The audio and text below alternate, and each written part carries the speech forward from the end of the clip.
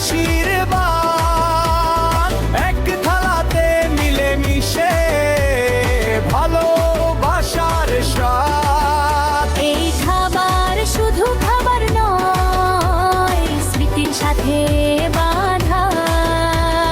প্রতি কামড়ে গল্প আছে, প্রতি ঘ্রাণে সাধা। 18 গ্রাম স্বাদের নাম, প্রাণের ঐতিহ্য। খাবারের এই রঙে রঙে জীবন হোক দৃষ্টিনন্দন ও প্রিয়। 18 গ্রাম স্বাদের নাম, মবের ধনে পাঠায়। ভাজা কারি আর তরকারিতে মন যে যায় ধারা।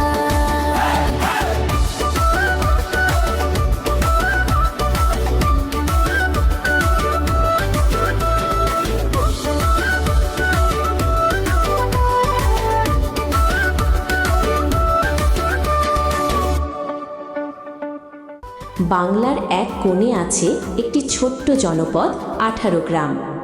এখানে শুধু মানুষই গল্প বলে না, গল্প বলে রান্নার হাঁড়িও।